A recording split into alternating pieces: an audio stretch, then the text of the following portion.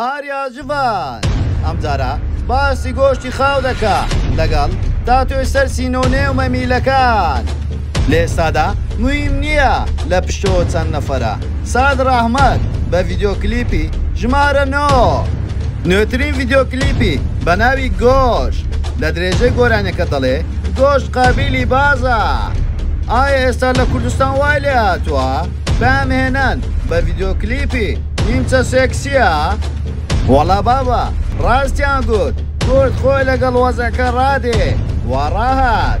ئایا پێویستیمان بۆ جۆرە کلیپانەیە بەجیهان بوونمان بەم شێوازە گرینگە؟ گۆرانی کوردیش پێویستی بەم جۆرە هونەرەیە؟ تەواوی زانیاریەکان لە کلیل میدیا.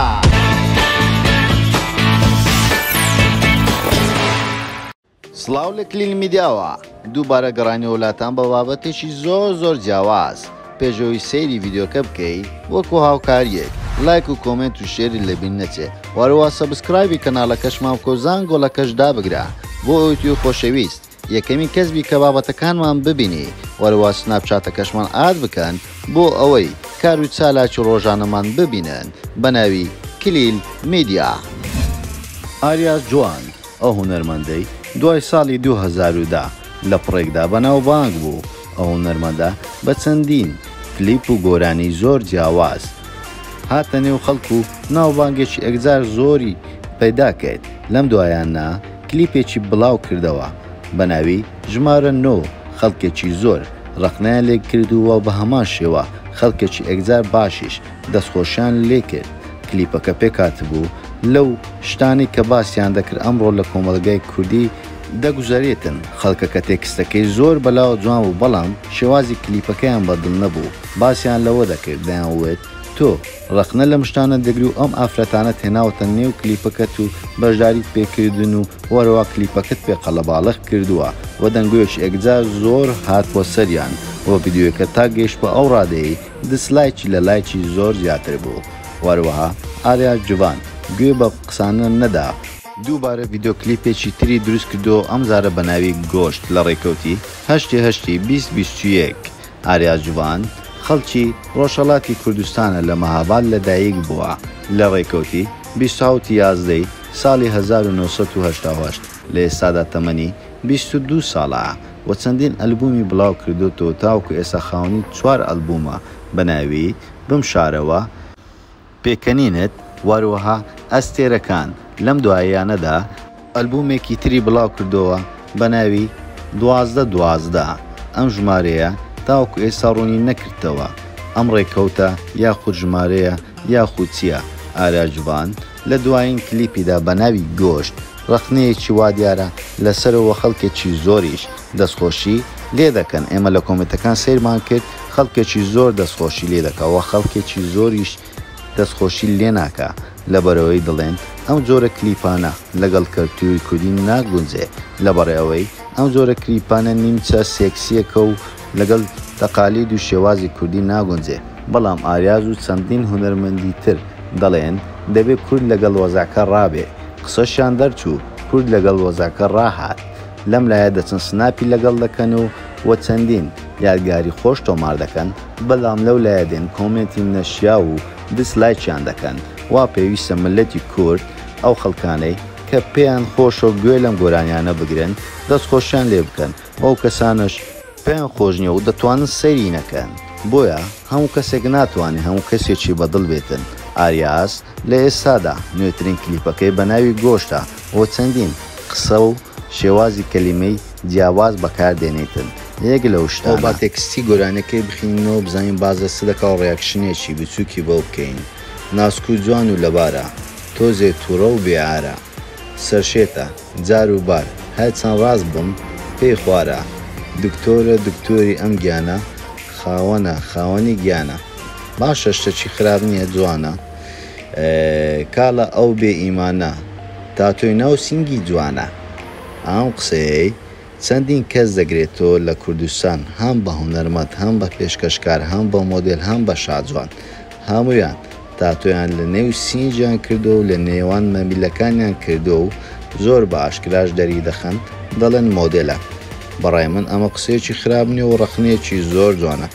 شوێن بڕانە لەم شوێنە تا تۆ دەکەن قۆڵ باڵ مل ئەو هەموو شوێنە هەیە تەنها دەبێتن لە نێوان سینە و نێوان مەمیلەکان بکرێتن بۆ ئەوەی سەرنجی پیاوان ڕابکێشرێ بڕواناکەم ئەمە بە هیچ شێوازێک مۆدل بێ وەکو ڕێی ئێمە وە دواتر دەڵێ زۆرەقە دڵڕەقە ئەم تووتکەم حاکم زاڵە چی لێ بکەم چاوڕەش و چاوگەشە زۆر زانە کووردە بەڕیشە کوردانە ئەوشی باش بوو دواتر دەڵێتن بەڵام هەر من بۆی مردوم هەرچی فێح لە پێی کردوم بە ملیۆن پارەی بردوم دەرەجەی ئاخر سڕ کردوم دیارە پارەی زۆر بە پیاوان سەرف دەکەن ئافرەت لە کوردستان بە تایبەتی چەند کەسانێک دیارە ئەوەی جی کلاس و ئەو باسیوان دەکاتدەرێ بە ملیۆن پارەیان بردوم بازە خودی خۆی ناکەوە دیارە بازە چەندین کەسی تر دەکاتن و دواتر دەڵێتن بەڵام هەر من بۆی مردوم هەرچی فێح لە پێی کردوم مەهاشی ساڵی خواردوم ئەڵێ غەدریان لێ کردوم ئێتامان غەدرە لێ دەکەنە هەموو پارە لێ بووبەن دوایەش هیچ دواتر دەڵێتن لێ ئەگرم ئەو هەموو نازە وەڵا گۆشت قابلی بازە پیرۆزت بی لێ ئەگرم ئەو هەموو نازە وەڵا گۆشت شایانی بازە ئێتامان ملیۆن دۆلاری لێ سەرفکەی گۆشت قابلی بازە ئەو لەگەڵ هیچ زانیە و لەلایەکی تریش دەڵێتن پانتۆلی تەسکە تەنورەی کورتە کالی گیانێرە ئەوە بەسی کالی گیانەر خوشی کیم کارداشیانە کەسایەتی دیاری نێو تیڤەکان و نێو سۆشیال میدیایە وەرەوەها دەڵێتن یەک نەفەریە زووم لەسەریە ترامپیش مردۆ بۆی پێی ئەڵێم تەسکە پێی ئەڵێم کورتە وە پێم دەڵێ کەس سێرم ناکە خەڵک چاوپاکە ئەوەی چاوەیز بێ تۆی سەیرم دەکەی بۆ دواتر چەندین وشەی تریش بەکاردێنێتن پاش ئەزانی کاواداری تۆم فان پێش باڵا و جسمی جوانی تۆم دەم بەدەقە پاسەوانی تۆم زمانە درێژە بەس دێیت بۆ لای خۆم وەروها لە دواتریش چەند وتەیەکی تر بەکاردێنێتن ئاریاس تەنها ئەمانەی لەلای من زۆر بەهێز بوو بۆ چەندین ڕەخنەی لە کەسانی مۆدێل و کەسانی دیاری نێو سۆشیال میدیا و نێتیڤەکان گرت و ئایا بەڕای تۆ کلیپی وە ستایلی وە دەنجی وە بەم شێوازە پێویستە لە نێو ملەتی کورد هەبێ دەنگۆیەکی ئەوە شەی لە نێو سۆشیال میدیا خەڵکێکی زۆر کەمپینیان ڕایگەیاندووە دەڵێن نابێ بە هیچ شێوازێک ئەم جۆرە کلیپە لە نێو سۆشیال میدیا بڵاو بێتەوە لەبەرەوەی منداڵەکانمان سەیری دەکەن و ئەم شێوازە ستایلە و وەردەگرن وە پێیان باشە ئەم ڤیدیۆ کلیپە بە زووترین کات ڕەش بکرێتەوە ئایا بەڕای تۆ ئەم ڤیدیۆ کلیپە ڕەش دەکرێتەوە وە پێت باشە بەرهەمی زیاتر لەم شێوازەیە لە نێو ملەتی کورد بەربڵاو بێت و هونەری کوردی ئەم جۆرە ستایلە لە خۆ بگرێتن و شێوازێکی ئەوروپیانە و ڤیدیۆ کلیپەکەی نیمچە سێکسیە ئایا بەڕای تۆ ئەم کارەی ئاریاس کردووە کارێکی جوانە یاخود تەنها بۆ کۆکردنەوە و لایک و کۆمنت و بۆ چەندین ئیسیفادەی مادی هەبێتن تەنها بۆ کاک ئاریاس لەلایەن ئێمەوە دەستخۆشی لێ دەکەین بە هیوای سەرکەوتن ئەوەی بڕیار دەدا خەڵکە هیوادارین خەڵکی ڕای خۆی بنووسێ بۆمان لە کۆمنت ئایا ئەم جۆرە کلیپەت بەدڵە یاخود بەدڵت نییە زۆر سپاس بۆ سێکین تاوای ڤیدیۆکەمان